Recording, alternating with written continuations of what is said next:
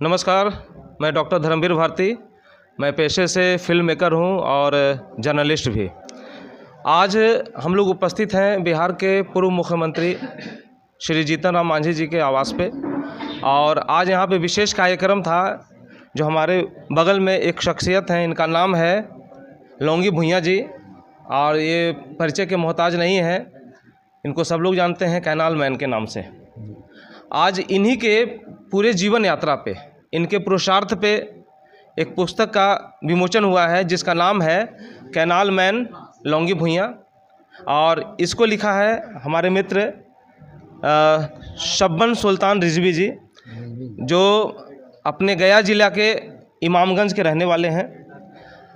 और इन्होंने लगभग कम से कम 2 से 3 साल की मेहनत में इस पुस्तक को तैयार किया है।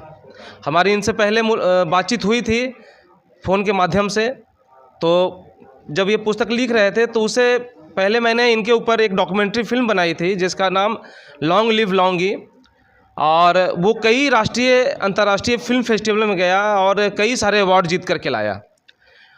जिसमें एक नैनीताल में फिल्म फेस्टिवल था जहां लौंगी जी के फिल्म का वहां पे प्रसारित किया गया था, फिल्म चलाई गई थी फेस्टिवल में, वहाँ पे बेस्ट डायरेक्टर का अवार्ड मिला था। उसके बाद अंतर्राष्ट्रीय खजुराहो फिल्म फेस्टिवल में भी उस फिल्म का प्रदर्शन हुआ था जहाँ पे बेस्ट फिल्म का अवार्ड मिला था। खास करके मैं लौंगी जी के पूरे जीवन पर आधारित ये कैनाल मैन है ये पुस्तक, जिसको हमारे रिजवी जी ने लिखा है। और ख़ास करके एक लेखक की ईमानदारी होती है कि अगर आप कोई काम कर रहे हैं या उनके साथ जुड़ करके कौन काम किया है, उसको ईमानदारी से पुस्तक में देना बहुत बड़ी बात है। और जब मैं फिल्म बना रहा था तो रिजवी जी, उसी दौरान इनका फ़ोन आया था। इन्होंने पुस्तक का भी प्लान उसी समय किया था। और पेज नंबर 74 पे 15 नंबर कॉलम पे मेरी डॉक्यूमेंट्री फिल्म मेरे नाम का इन्होंने चर्चा किया है। इसके लिए आपको बहुत बहुत धन्यवाद। ये एक लेखक की ईमानदारी होती है ना। बहुत लोग होते हैं कि मैंने ही सिर्फ किया, लेकिन ये लौंगी जी ने जो काम किया, कहने का मतलब है कि जल पे बहुत लोग काम कर रहे हैं जी। जल जीवन हरियाली पे बहुत लोग काम कर रहे हैं। तो वो क्या करते हैं, प्रोजेक्ट बनाते हैं, और प्रोजेक्ट बनाने के बाद उस पर करोड़ों करोड़ों का बजट पास करवाते हैं। आप बताइए, लौंगी जी पानी के लिए मात्र एक मुट्ठी अनाज के लिए, कि एक मुट्ठी अनाज हमें डेली मिल जाए, भरपेट भोजन मिल जाए, जहाँ मोटा अनाज होता था, जहाँ धान और गेहूँ का कोई दर्श नहीं था, उसमें हमारे लौंगी जी ने उस समय नहर की खुदाई शुरू की।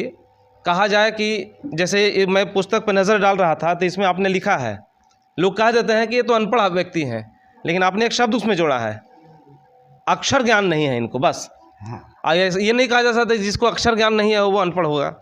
उन्होंने दुनिया देखी है अपने अनुभव से, और लौंगी जी ने पूरी दुनिया देखा, पूरे पानी के विज्ञान को समझा कि अगर पानी पहाड़ी क्षेत्र से होते हुए ढाल की तरफ जाता है तो हम उसको कैसे मोड़ेंगे, ये इंजीनियर ही कर सकता है। और मैं खुद उस जगह पे मैं गया हूँ। मैं लौंगी जी से भी 3 से 4 साल से मैं भी जुड़ा हूँ, और पूरे क्षेत्र का मैंने शूट किया है। और वो फिल्म जिस तरह से अभी एक एलिफेंट विस्पर को अभी ऑस्कर अवार्ड मिला, उसी तरह हम लोग भी प्लानिंग कर रहे हैं कुछ उसका पार्ट शूट का। जैसे एक डॉक्यूमेंट्री फिल्म हम लोग बनाते हैं तो उसमें 3 से 4 साल का कम से कम मेहनत चाहिए ही चाहिए, नहीं तो डॉक्यूमेंट्री फिल्म माना नहीं जाता है। तो लगभग 3 साल से उस डॉक्यूमेंट्री पर हम लोग काम कर रहे हैं, और उसको भी बड़े बड़े फेस्टिवल में, राष्ट्रीय अंतर्राष्ट्रीय फेस्टिवल में इसी साल से भेजने की तैयारी है। और फिल्म तो बनी ही थी, फिल्म में दृश्य होता है, और उसके बाद हमारे रिजवी भाई ने, जो कोठिलवा के पास में ही एक गांव है, कजराही के रहने वाले हैं, इन्होंने इसको शब्द चित्र के रूप में इस पुस्तक में इन्होंने दर्शाया है। और उनके लिए ये जो हमारी इनका जो पुरुषार्थ है लौंगी जी का, वो उनके लिए है कि जो पानी के नाम पे, जल के नाम पे देखेंगे कि अगर एक जल की टोटी भी उसका उद्घाटन करना हो तो बड़े बड़े मंत्रियों का लाव लश्कर वहाँ जाता है। सोचिए कि उस समय से काम कर रहे थे। छोटे छोटे काम के लिए लोग मीडिया के लिए ही छाने के लिए काम करते हैं, लेकिन इनको, हमारे लौंगी जी को मीडिया का माँ भी ना पता होगा शायद। सिर्फ कहने का मतलब है कि जिजीविषा है इनकी, ज़िद्दीपन है। और हमारे बीच में दशरथ बाबा के बाद अब लौंगी बाबा हमारे बीच में फेमस है। तो अब इसमें हम रिजवी जी से बात करेंगे कि रिजवी जी, ये कब से आपको प्रेरणा मिली कि आपने अपने लौंगी बाबा पे आपने ये किताब लिखना शुरू किया? देखिए, एक बार जब लौंगी जी का काफ़ी चर्चा होना शुरू हो गया था, तो मैं देख रहा था कि सारे बीबीसी, आज तक, एबीपी और तमाम न्यूज़ चैनलों में इनकी चर्चा होने लगी। और हम लोग सबसे ज़्यादा अनभिज्ञ थे कि ये कैनल मैन हमारे ही गांव के इतने नज़दीक हैं। और हम लोग जब टीवी पर देखें, यानी कि न्यूज़ चैनल में देखें, तब हम लोग को पता चला। तब हम इनसे पहली बार जब मुलाकात किया तो ये तो हम लोगों में कोई जान पहचान उतना नहीं हो पाई, लेकिन 10-20 बार 30 बार आते गए, तब फिर इनसे बहुत कुछ सीखने को मिला और इनके काम का हम अवलोकन करते रहे। और उसके बाद हमें लगा कि इन पर पुस्तक लिखी जानी चाहिए। काहे कि बड़े बड़े महान हो, दार्शनिक हैं, वैज्ञानिक हैं, उन पर तो हर कोई किताब लिख सकता है, लेकिन अति पिछड़े लोग जो होते हैं, गरीब, दलित, शोषित, वंचित समाज के लोग, उन पर जल्दी कोई किताब लिखने के लिए नहीं सोचता है।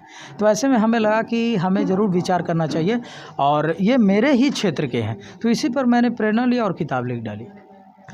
बहुत बहुत धन्यवाद आपको। और इस पुस्तक को लिखने के दौरान आपको मैंने क्या क्या इनके साथ वर्क करना पड़ा, और क्या क्या चीज़ें, कुछ ज़मीन पे हकीकत कुछ और होता है और दूसरे जगह कुछ और होता है। तो वहाँ पे गाँव जब मैं गया था फिल्म शूट के लिए, तो इनके गांव वाले उस समय भी मजाक उड़ा रहे थे, है ना। तो खैर वो जो मजाक उड़ाने वाले ही मतलब कहिए हमारे प्रेरणा स्रोत होते हैं। कहने का मतलब है कि लोग जब तक जलेंगे नहीं तब तक हमें ईंधन कहाँ से मिलेगा।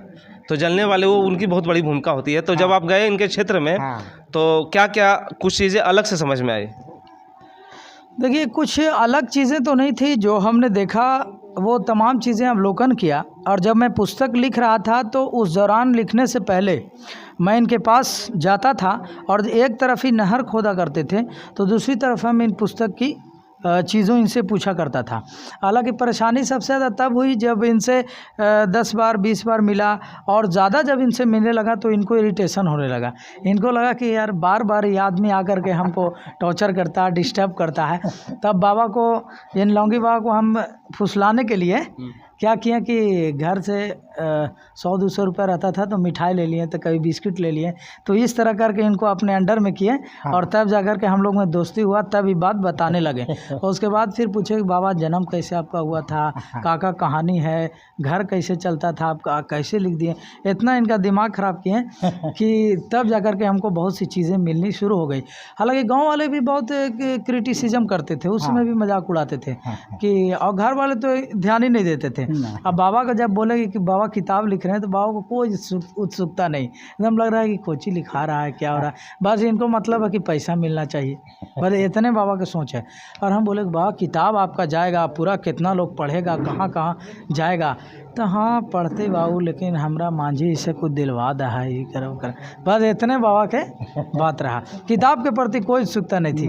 लेकिन आप बाबा बताएंगे कि जब किताब आप आ गया तब कैसा लग रहा है। देखिए क्या होता है कि जब कोई कर्मयोगी होता है, तो जब वो कार्य करते रहता है, तो अगर कोई जाकर के बार बार पूछेंगे तो वो इरिटेट तो हो गए होंगे, यानी कि उनका पैदा हुए हैं कर्म करने के लिए। हाँ, तो ये जो आपके ऊपर बाबा किताब छपी है, इसके ऊपर क्या कहना है आपका? हमरा तो अच्छा लग रहा है ना, अच्छा लग रहा है।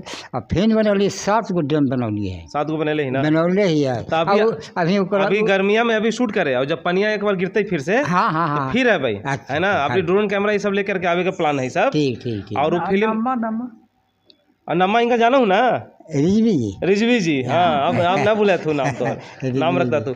अच्छा बाबा, एक बात बड़ा कहते थे, बड़ा वो चीज़ हमको याद है कि जब जाते थे तो गांव वाले देखिए क्या क्या परेशानी करते हैं। जो सबसे गिर करके जो परेशानी होती है वो था कि जैसे जब नहर खुदाई किए, तो जब लास्ट नहर यहाँ तक खोदे, वहाँ पे गांव वाले लैट्रिन करके चले जाते थे। फिर उसके बाद बाबा जो है फिर उसको फावड़ा से हटा करके, मैंने सोचिए कि कितना मानसिक रूप से टॉर्चर किया गया, और उसके बाद फिर बाबा जो है फिर उसको आराम से, इनको कोई फ़र्क नहीं पड़ता था, है ना।